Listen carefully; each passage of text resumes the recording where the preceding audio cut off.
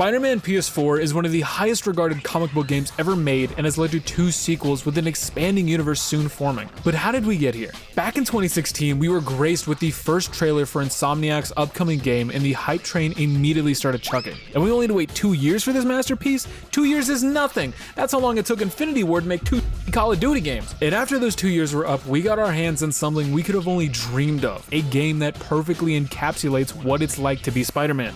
You see, I love Spider-Man, not as much as Superman, but he's up there. And the last time I played a really good Spider-Man game was in 2010 when I beat Shattered Dimensions in like 2 days. But playing this game for the first time back in 2018 really ignited my inner child, mainly because I still was a child. I'm only 20 years old, stop calling me an unk! I recently 100%ed Spider-Man 2 and wanted to revisit the first one and fall in love with a sarcastic white guy all over again.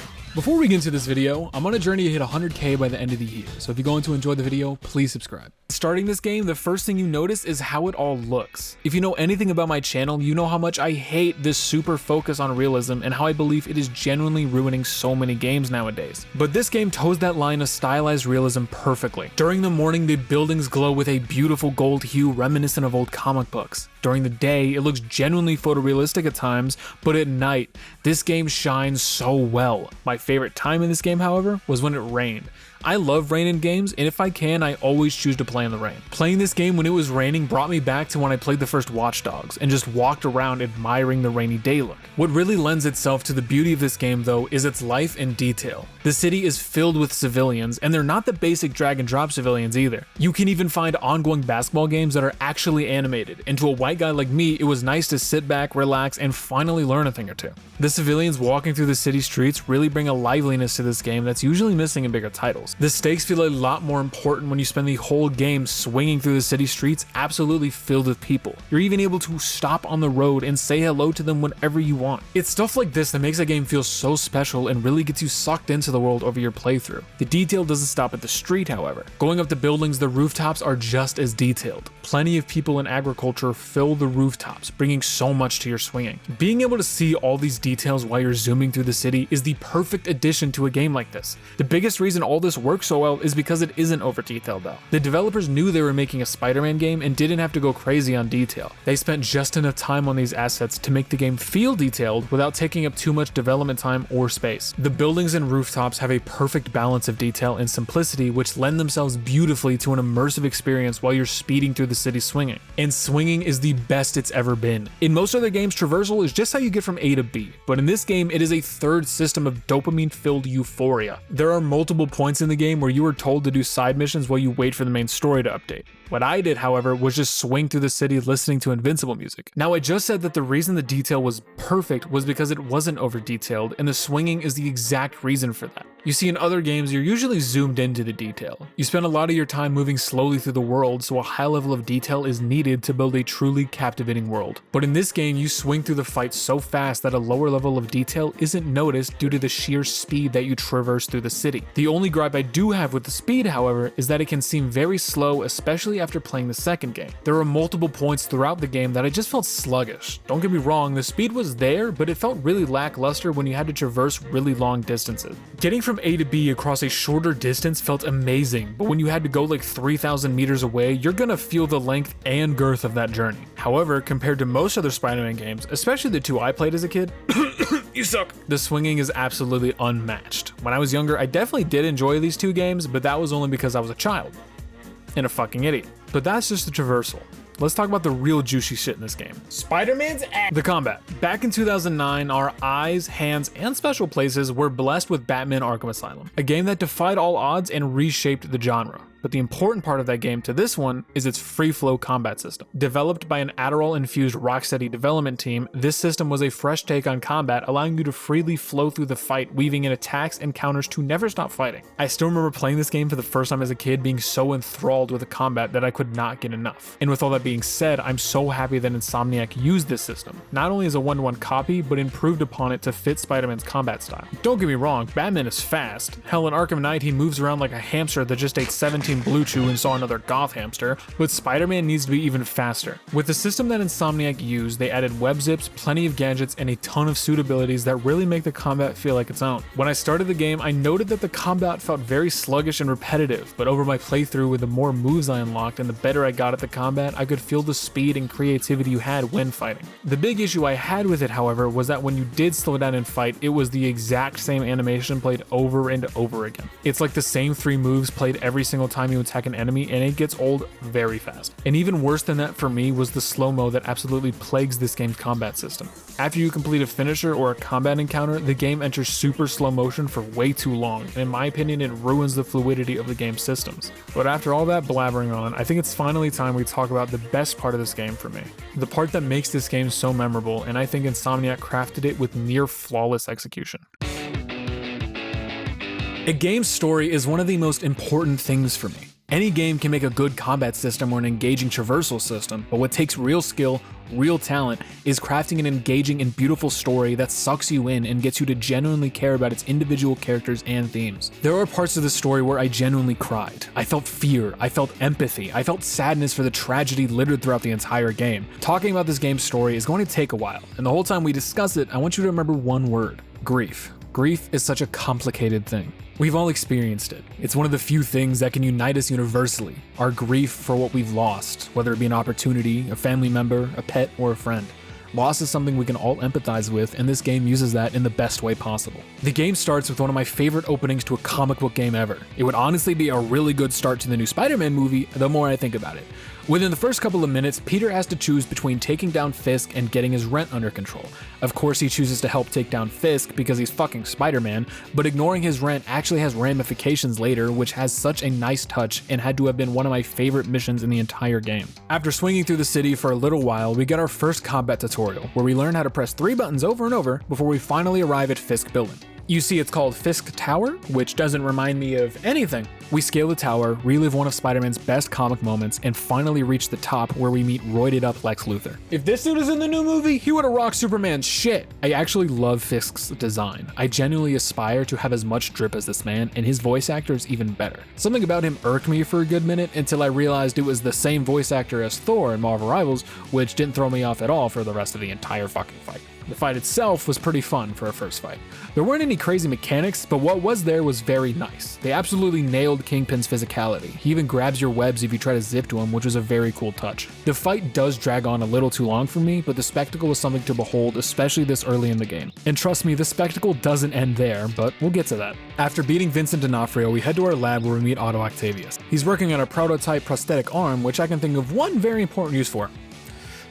However, the test malfunctions right as some investors show up, casting major doubt on the project. Also, walking around in a certain area made Peter look just like a fucking Slappy doll, which creeped the hell out of me as a kid, so it was a tiny bit unsettling. We fix Otto's work by playing what I can only surmise as being the Riddler's wet dream and head out to the city to meet up with Yuri Lowenthal. She directs us to fix these radio towers to unlock the map, see crimes, and uncover collectibles.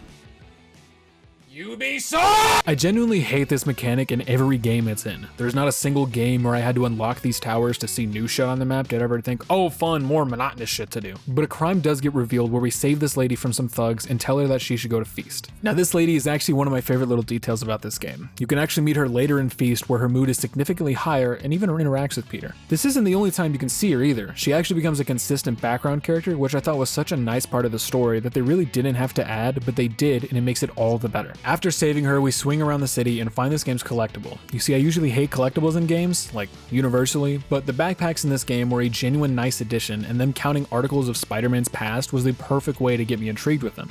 I was genuinely excited to see what I would uncover next every new backpack I saw. It wasn't like I was grabbing the same glowing question mark 200 times, I was gaining another perspective into Peter's past life, and this is exactly how a collectible should be in a game. Copy and pasting the same thing over and over again throughout the map just to make the player play for longer is so boring and pointless. Take notes, Ubisoft, I don't want to run around collecting fucking flags for 10 hours. Apparently the developer said the only reason he put them in was a meta commentary on pointless collectibles. Newsflash, dipshit, if we want to 100% the game, we still have to collect those dumbass fucking collectibles. It's not really a meta commentary if you just remake the annoying thing and the player is the only one that actually suffers. After that little tangent, we head back to the lab where Otto finds out our secret. We take a nap and Otto leaves a note telling us he left some designs to upgrade our first suit, and this is where I gotta talk about the advanced suit. I actually really like it. It's a genuinely super cool original design for this world's Spider-Man. It was a spectacular idea to make an original suit for the game to get people intrigued and establish Insomniac's identity at the same time. The white has such a nice contrast with the blue and not red that it fits perfectly into this amazing design, making a stamp on Spider-Man history. The only real issue with the suit is the red, and the fact that it's not red.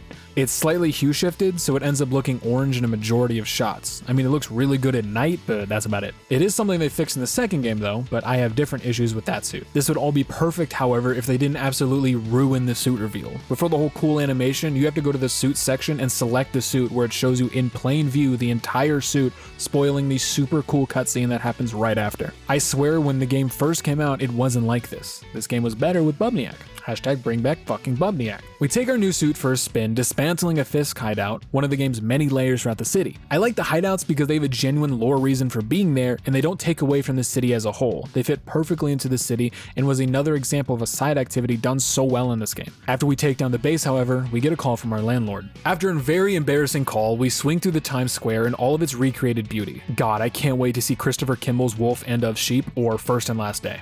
Oh my god, they're remaking a man with a dark past? Holy shit! We arrive at Feast where we meet Martin Lee. He is the main villain of the game. I'm not joking, when I first played this game, I immediately pegged him as being Mr. Negative because I saw the promotional art and thought he looks similar, but does that make me racist? After a surprise party for Aunt May, we go modern art shopping and happen across a break-in by some criminals dressed like Ghost of Tsushima villains. That's not a criticism, they look absolutely amazing. And this is where we are introduced to our first MJ mission. I hate them. This game isn't 100% played through Spider-Man's perspective. We play multiple missions as either Miles or MJ. We'll get to Miles later, but for right now, let's talk about these MJ missions. My biggest gripe with the MJ missions is that they feel very forced and unneeded. I can remember at least 2 moments where the MJ mission was literally just a flashback. You'll show up on the scene as Spider-Man, find MJ in some kind of peril or sticky spot, the screen goes black, says 10 minutes earlier or whatever, and then you play through what actually happened as MJ. I honestly hate this structure of mission. I don't think the implementation of them is wrong, but the way they went about it really rubbed me the wrong way every time, and as soon as my camera switched to MJ's perspective, I sighed because I was going to be bored for the next however many minutes. I think they would have worked better if they weren't so shoehorned in and actually worked to develop her character. The one mission I did enjoy as her was the train station one, but let's hold off on that just a little bit. We play through the mission as MJ, posing as a reporter doing a piece on this art gallery that was owned by Fisk in order to see if we can find any dirt on the man, or something leading to a bigger story. We find a statue, and after some gentle fondling, it opens up, revealing files about something called Devil's Breath. Before we can look any further, however, we are interrupted by demons who are looking for the statue we just opened. Cutting back to the present, we get back control of Spider-Man, take down the demons, and acquire a cool little souvenir. One day with MJ and a bittersweet cameo from Stan Lee later, we meet Shocker in the middle of a bank robbery. We swing through the city after him, catching him a couple times, and then finally taking him down for the police. I've seen some people call this mission pointless and the Shocker subplot really unneeded, but I like the randomness of it. The whole point of Spider-Man as a character is that he can quite literally never catch a break, and throwing in random encounters with villains popping up in the city is the perfect way to convey that in my opinion. We have to find out where this mask comes from, and our best bet is Martin Lee. Apparently he has a background in autistic artifacts, so we head to Feast to wait a little bit for him to show up so we can ask him about the mask. Marvin Gaye tells us the mask could be connected to some very dangerous people and that MJ should maybe pursue another story. Being the girl boss that she is, she of course doesn't drop it, and we head to Otto's lab where he's made a breakthrough.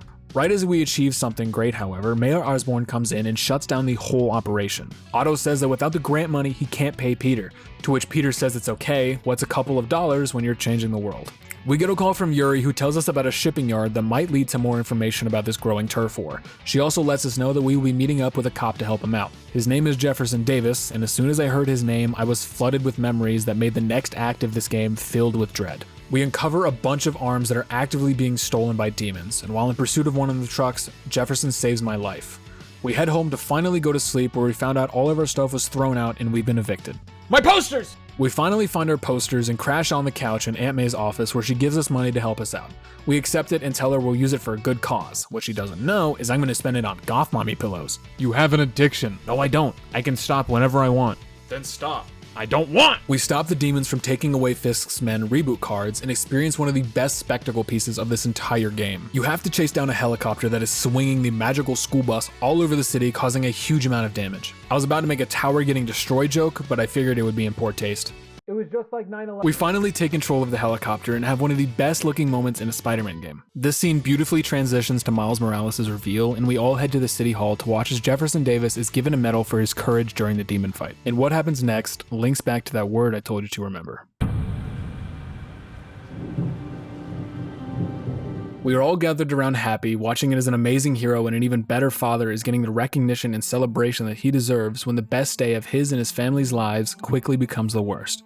Not only was the heart of the city attacked, but as Miles will soon learn, he just lost the most important man in his life, all because of someone else's revenge plot. We get to take control of Miles for a little while because Peter is incapacitated. Happening across our mother, we try to save her, failing at first, but Miles uses his intelligence to help save her. He then ignores her pleas for him to stay with her because he has to find his father. Playing through this entire segment was difficult. You are put on a journey to find Miles' dad, sneaking through demons to get to him, but if you have any knowledge about Miles' story in these games, you know that what he is about to find is going to change his life forever.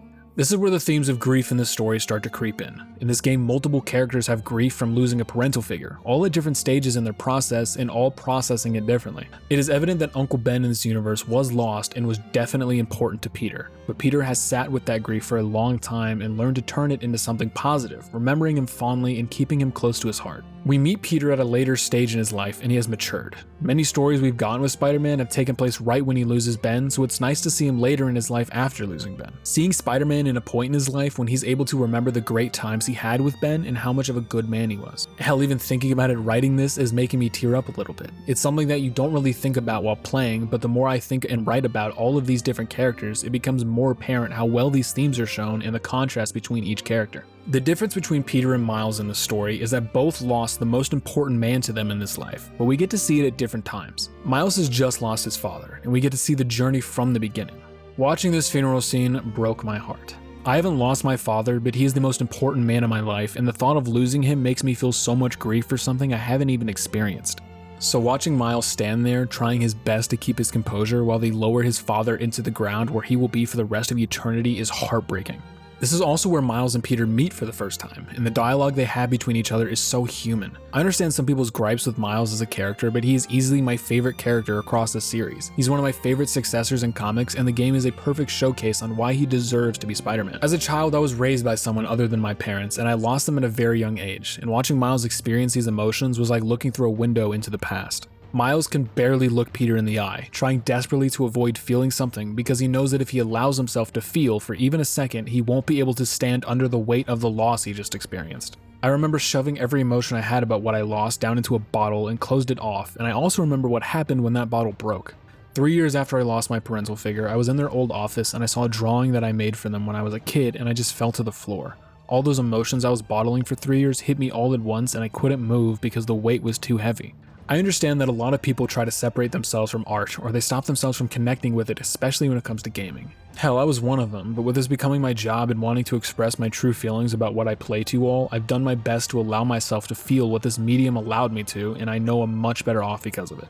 Peter knows exactly what Miles is going through, and he can see himself in Miles' grief, but he still doesn't know exactly how to help, and everything about this shift in the story is so human. Seeing these larger-than-life heroes at their lowest is the best part of these characters for me. We even get to witness a small moment between Peter and Rio as she genuinely doesn't know what to do with Miles. Not in a negative way, but imagine yourself in her situation. You are a parent who just witnessed your wife or husband die right in front of you.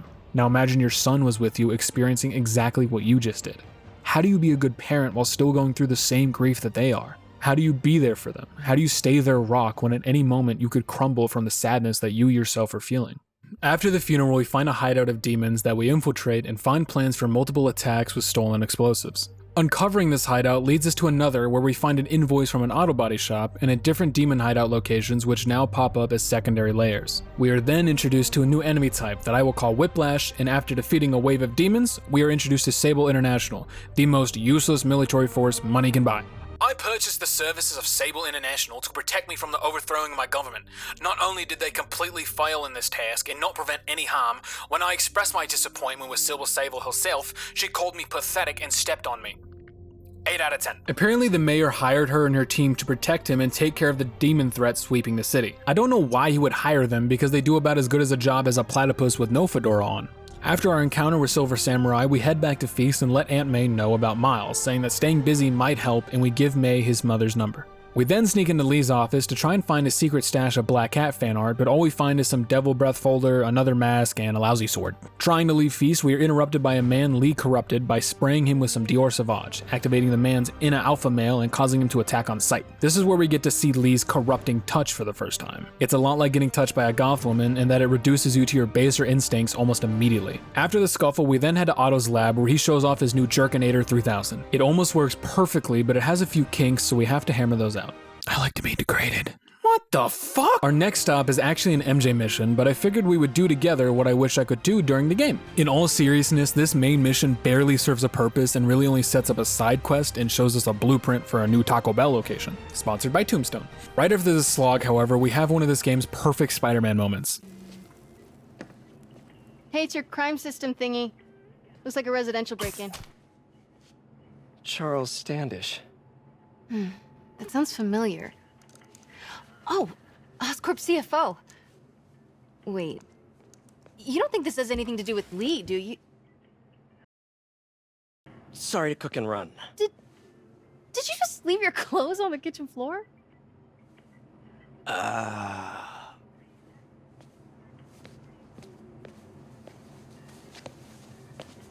Where do you want me to, Just the couch is fine. See you later? Yeah. It's moments like these that make this game such a special piece of Spider-Man history. These little moments that Insomniac added make all of the difference in this game. Cutting something like this takes away from those fun moments with Spider-Man, and keeping them serves to portray Peter as the everyman that he is. The one gripe I do have with this game's story is the whole Devil's Breath plot. The characters are done incredibly well, but the whole plot with this super virus is really overdone and suffers from something I like to call the ping pong problem. First, we have to save Dr. Standish to learn a small amount of information about Devil's Breath. Then Standish tells us about Dr. Delaney, and then we have to go save him, which should be super easy. The dude is just some doctor. Holy shit! Before Delaney shot his shot, he told Martin Pants that the doctor who would have the Devil's Breath is named Morgan Michaels, so we have to go find him. Do you see the problem with this part of the story? We are literally ping-ponging to different parts of the city just to piece together tiny bits of information about Devil's Breath. It really slows down the story and seems very unnecessary. After leaving the Halloween party, we'll infiltrate Oscorp where we learn about the nature of Devil's Breath. It was developed as a cellular cure-all, but the virus did the exact opposite, becoming a highly contagious degenerative virus capable of taking countless lives. Next we play as MJ, skip the entire section, then arrive at Otto's lab where we see that he has made a substantial breakthrough. He integrated a neural network directly to his nervous system, allowing him to have a reaction time even quicker than normal human limits. With this technology, he could maybe even have the power of the sun in the palm of his hand. God, this movie fucked so hard. Did you see that? Never gets old.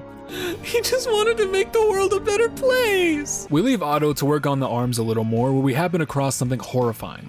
We leave the lab and get to meet up with Miles, who is in the middle of a street fight with a couple of less than reputable gentlemen. We take them out and give Miles a little lesson on combat. After our lesson, we take control of Miles, sneak through a Sable base, and arrive at Feast, where we have a nice moment with Miles' mom. The Feast shelter okay? Yeah, almost there. Miles, you don't have to work at that shelter, you know. You said I did. No, I gave you a choice. Yeah, and I chose this over more therapy. I mean, it was helpful. The guy said everyone grieves in their own way. This is mine. Okay, sorry. Mom, Yeah? just because I don't want to talk about it doesn't mean I don't love you. Oh, honey, I love you so much. We'll get through this, okay? I gotta go. I'll call you on my way home. I also had a nice moment with your mother last night, but we can talk about that later. Son. Or daughter. I genuinely love this section with Miles. We're getting to really see his character start to show itself, and he's real likable. We even get to see a genuine moment from him when he fixes the TV and his dad comes on. The demons launched their attack on the convoy and were able to steal the Devil's Breath, but we were able to save Dr. Michaels. We then jump to MJ, who has arrived at Grand Central hoping to find something to uncover the plans. Before we can find anything, however, the demons show up and take everyone hostage. Sneaking around, we help Spider-Man scout out who to take down with a sticky web fluid. Taking enough people out allows us to disarm the dispersal device containing the Devil's Breath and chase Lee into the subway train to have our final confrontation. This boss fight is honestly very lackluster, but they more than top it later, so I don't really mind in hindsight. We defeat Lee and take control of the Devil's Breath, finally allowing us to rest, and then immediately get stressed the fuck out texting MJ. She reminds me way too much of a toxic relationship, but we'll get to that when we talk about her character. Otto calls us to his lab where we finally see his sharp transition into the monster that we all knew he was about to become. Otto shows us his new breakthrough. He was focusing too much on the human blueprint and realized to truly evolve, we needed to look elsewhere. After hitting the skip button on a puzzle, however, we realize that the neural interface Otto is using isn't targeting only the motor functions of the brain, but also targeting the frontal lobe and surrounding areas. This means that the arms are designed to only link with what Otto's brain tells them to do, movement-wise, but due to a fatal error, they are also able to influence him in turn, changing his personality and resulting in less than rational decision-making. If you would like to replicate this effect, you'll need about 3 bottles of whiskey, 2 rolls, and about 22 years of bad decisions. We try to warn Otto about the potential risks, and he does listen, but after we leave, Otto sees something on the TV that causes him to leave everything behind and seek a revenge. While taking a break at Feast, the Sable convoy carrying the Devil's Breath was attacked, and to make matters worse, Rikers Island is experiencing siege. Thankfully, Yuri tells us that the raft exists on a separate power grid, so we don't have to worry about them breaking out.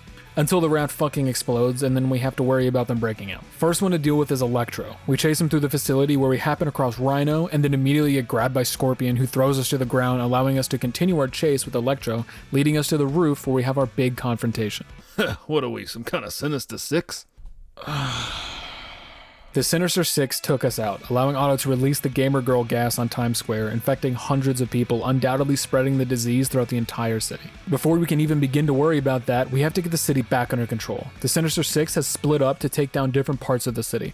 Electro and Rhino are targeting the police stations, Scorpion is corrupting the water supply, Lee is targeting Oscorp buildings, and Vulture went to Burger King or something, I don't know. Wrote into a single thing this entire game besides be a part of someone else's boss fight. We first save the police stations to restore order to the city, and then we have to rush to MJ's building to save her and Aunt May from a fire, which allows Miles to have another hero moment and make me like him even more. We also get to have another one of those nice small moments between them.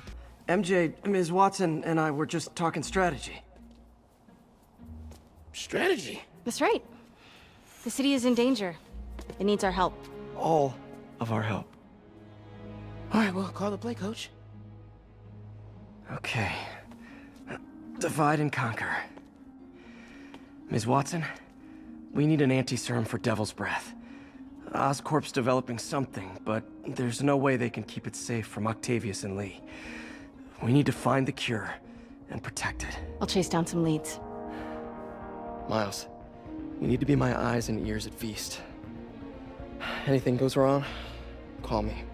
We need to keep that place and the people there safe. All right, you got it. What are you gonna do? Gang of costume nutjobs is taking the city apart piece by piece. Time I return the favor. All right. Hey, wait, how do I call you? I mean, do you have like a cell phone in your pockets or something? Ms. Watson can give you my number. Good luck, team.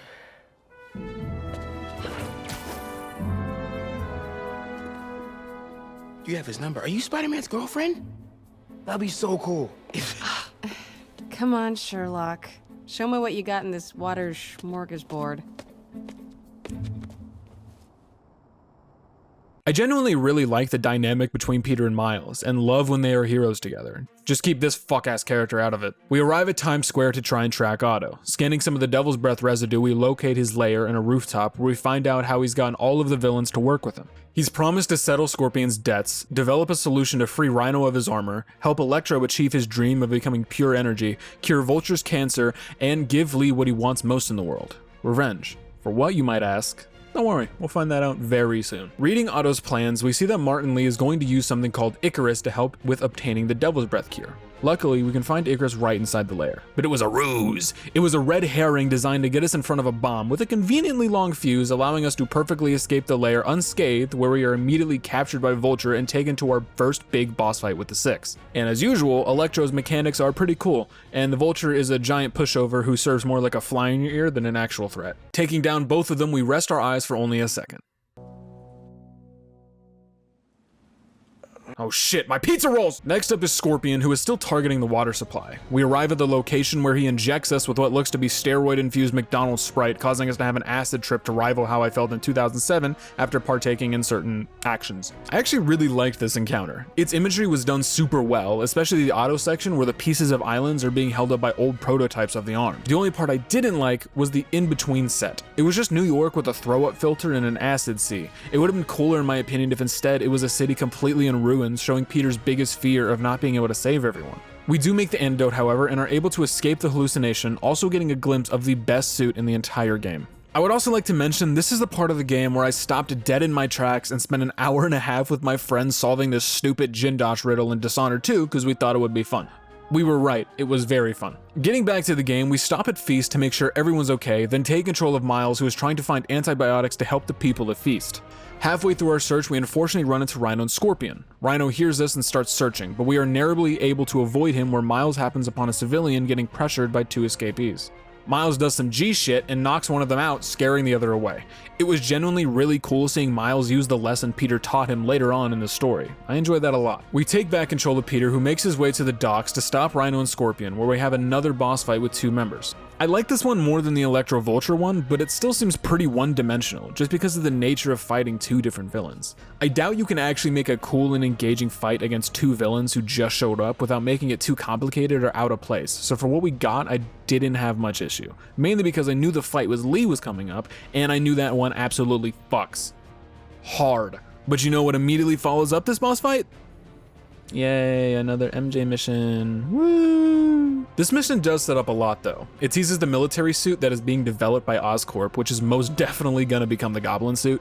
We also learn here that Harry isn't gone on some studies trip, but is actually gravely sick, and Devil's Breath was developed to save Norman's son. This could be seen as noble if it wasn't infecting the entire city with that shit from Prometheus. Sneaking into the hidden room, we do finally find out why Lee is so hell-bent on destroying Osborn. Osborn experimented on Lee as a child, directly leading to his current powers, but the big thing we find out is that Lee accidentally killed his own parents with the power bestowed upon him by Osborn. But most importantly, Osborn has been experimenting with spiders, which couldn't possibly have any ramifications in this game's world. We use the conveniently placed holotable to find out where the antidote is being developed, but while sneaking back out, we get spotted and have to make a run for it and jump off the building. With the knowledge of the antidote location, we immediately head there to retrieve it, where we are interrupted by Lee and have one of the best boss fights in the entire game. After we defeat Lee, Otto shows up and takes us down, stealing the antidote and leaving us broken. We recover our strength and, against better judgment, leave to make something to go against Otto. But before we leave, something a little spectacular happens.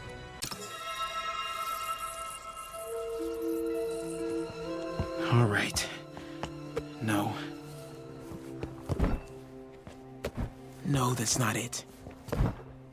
Maybe it's this one. No. Woo! Let's go, Miles! Fuck yeah! To beat Otto, we need to make a suit that does something. I'm being 100% honest, I don't remember how the suit is supposed to counter Otto, but we still made it nonetheless and confront Otto for a final battle. The final boss fight in a game can make or break the entire experience. Don't get me wrong, Arkham Asylum is one of the best comic book games ever made, but the final boss fight genuinely had me sit in my chair confused for like 30 minutes. So you think in the year of our Lord 2018 we could nail a boss fight, right? I mean, we just had a great one with Lee, so how hard could it be? Apparently fucking impossible. His entire boss fight boils down to webbing him, web zipping, punching him a couple times, then playing through the exact same animation like 5 times with like no spectacle. We do get him onto the side of the building, where it gets even less intuitive and even more repetitive, replaying the exact same animation over and over, only countering a couple times when he goes to attack. But the positive I will give this game is how it all ends. I'm gonna let it play because I think the best way to really convey how much I love this game's ending is just to show you.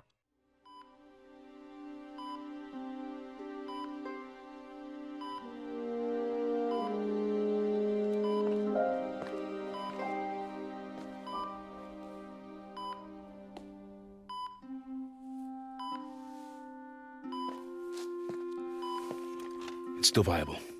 We'll need the entire sample as a base to produce more doses. How long will that take? A few hours. Maybe a day.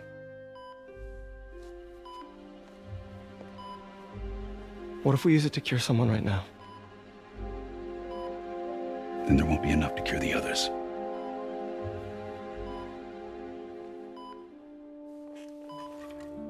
I'll give you a few minutes.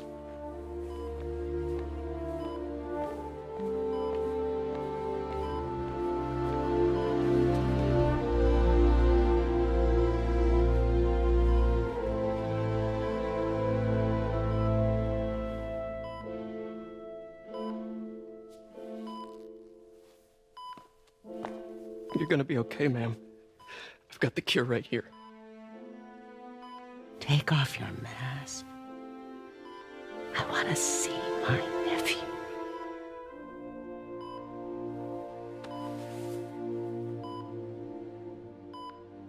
You knew? I've known for a while. I never wanted you to worry. I did. And I am so proud of you. And Ben would be too. All the people you've saved. I don't know what to do. Yes, you do.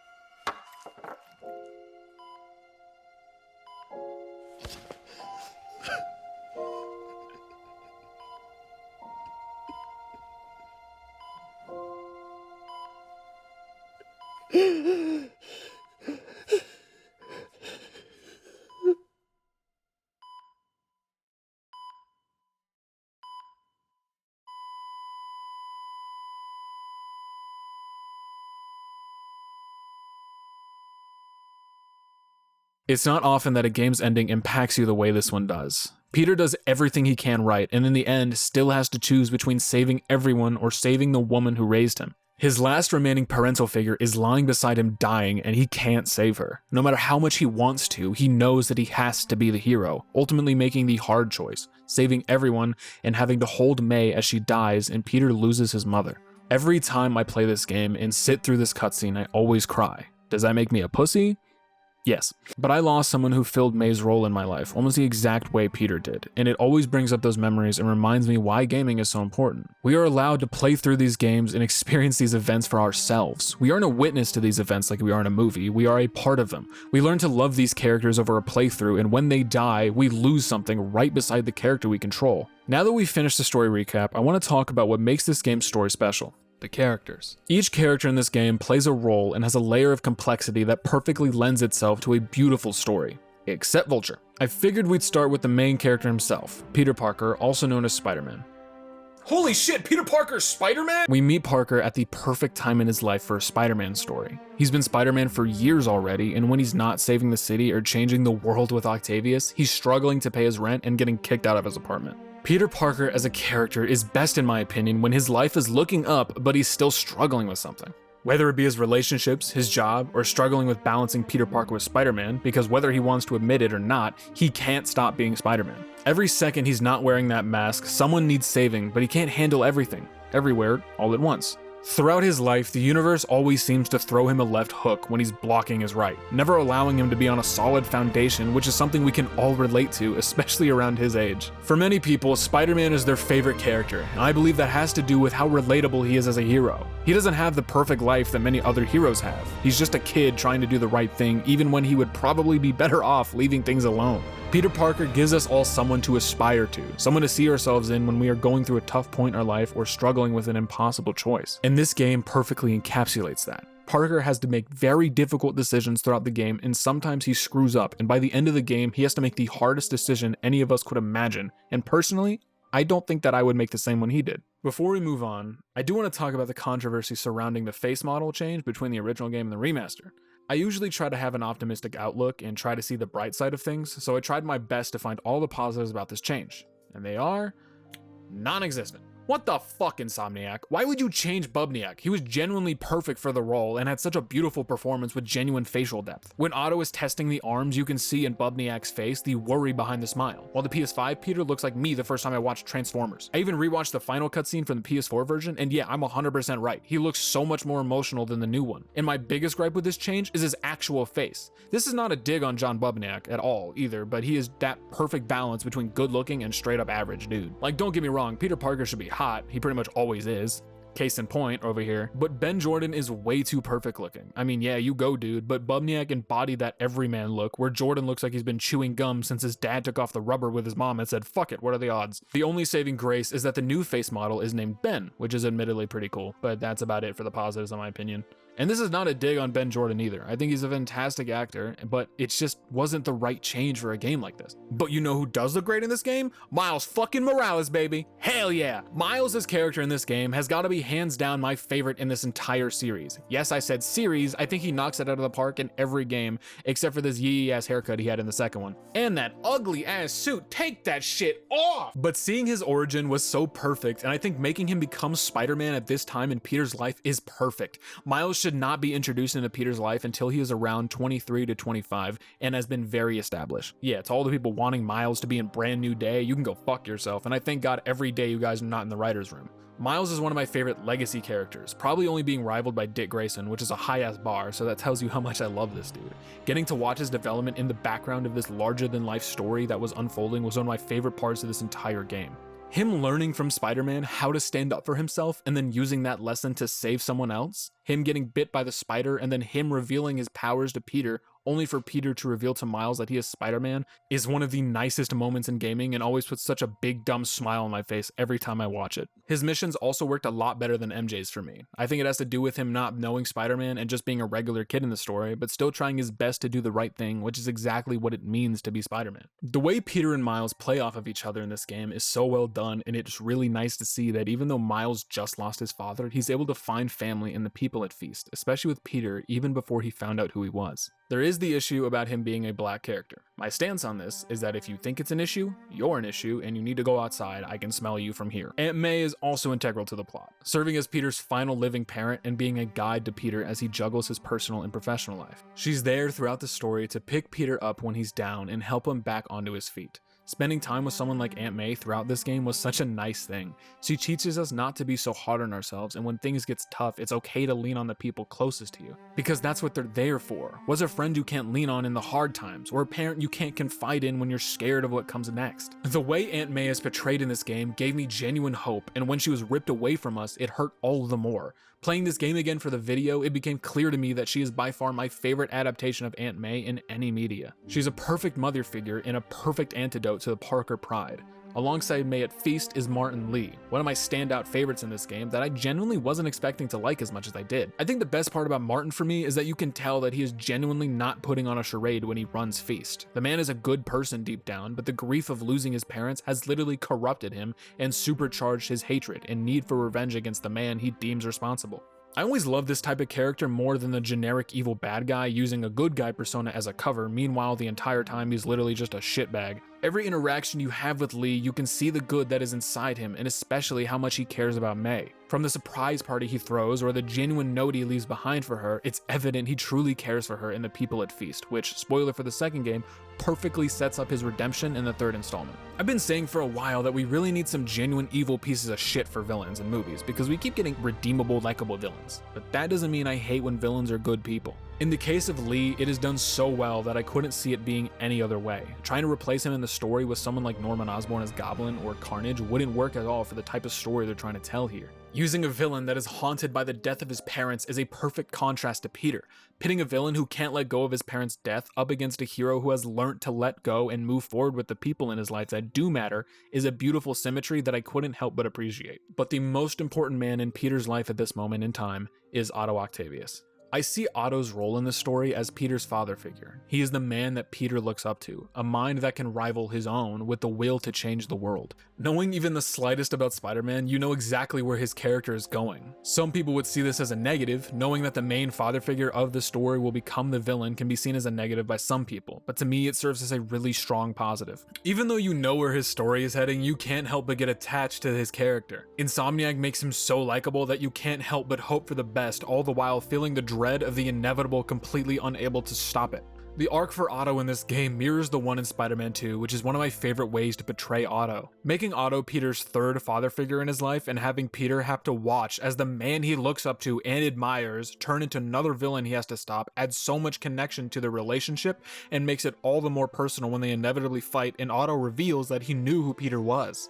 When I first saw that this game was going the route with Otto, I was minorly skeptical because knowing where his arc was going ahead of time is hard to do right and even harder to make it impactful. But Insomniac nailed it with the arc they set us up on. They lull you in with this genuinely kind mentor figure for Peter who just seems to be down on his luck, but every time you catch yourself feeling sorry for him or hoping that everything goes well, you are slapped in the face as soon as you remember exactly where the story is going, and I think setting up that type of dread throughout the story was perfect. When you arrive at the lab midway through the story, Otto tells you that he had a breakthrough, and instead of focusing on restoring humanity to its previous state, we should instead be improving it.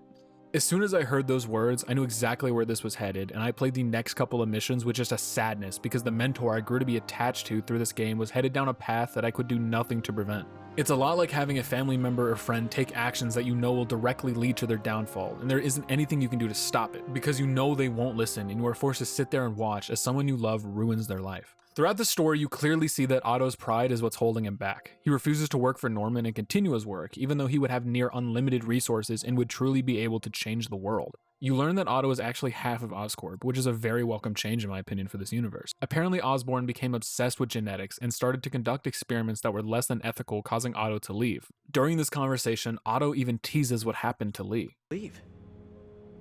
Norman became more and more obsessed with genetics. He started a project I considered unethical. And there was this... You see, on your first playthrough, this line wouldn't even raise an eyebrow, but when you play for a second time, you realize that he must be talking about Lee. You see, I can understand Otto's hiccups and disdain for even the thought of working for Norman, but the pursuit of a better world should rise above that. This isn't a bad thing writing-wise. In fact, I see it as the opposite. Making Otto so absorbed by his pride perfectly sows the seeds of what he will eventually become. And finally, the last father figure I'd like to talk about is Jefferson Davis. He isn't in this game for a long time, but for the time he was in the story, he made quite the impact. We meet Jefferson first as Spiderman when he helps us uncover one of Fisk's weapon caches, which directly leads to a confrontation with the demons where he saves our life by using his cruiser as a battering ram to prevent one of the demons from running us over. You see, making these videos, I replay the game again to refresh my memory and take notes on what I'm thinking, sometimes playing through multiple times, and when I was playing through the game this time, I was so immersed that I forgot where the story was headed next. But when I heard Yuri say the name of the officer that would be accompanying me to Fisk's shipyard, all the memories came flooding back and I felt so much sadness for the future of the story, and knowing that I would have to watch Miles and Rio both lose their hero. Every time Jefferson mentions his family or you see him interact with them, you can tell that he is a very good father and an even better man. When you lose him in the story, it's like a punch in the gut. In this story, he is a perfect parallel to Uncle Ben, serving as Miles' father figure because he is his father and, more importantly, his hero. Both Uncle Ben and Jefferson Davis were the heroes in Peter and Miles' lives respectively, and both were taken right in front of them for trying to do the right thing, becoming the catalyst for their eventual heroics. So all in all, what did I think of the game? The story beginning to end was very compelling, with genuine stakes and well-written characters. The plot, however, falls flat when the Devil's Breath becomes the focus, as a citywide virus has been overdone to death. Every performance by the cast and crew was done flawlessly. Yuri Lowenthal, Najee Jeter, William Sawyers, Stephen O. Young, and Nancy Linari all delivered knockout performances and made me fall in love with these characters all over again. The gameplay is the best we've had in years. The combat can get repetitive and the swinging can feel slow, but with the addition of the gadgets and swinging moves, it helps regulate the feel of both systems while you play through the game. So all in all, the story had great aspects with parts that fell flat. The gameplay was nearly perfect with a little to be desired, and the overall look was genuinely amazing. 8 out of 10. Thank you all for watching. If you enjoyed this video, please do all the YouTuber stuff. Like, subscribe, even leave a hate comment. Apparently those still boost the algorithm. If you want to chat with me about pretty much anything, join the Discord linked in the description. If you want to partake the recording in these videos, I will be streaming all of my next recording sessions on Twitch. I love you all, and I'll see you again right as this OBS update finishes.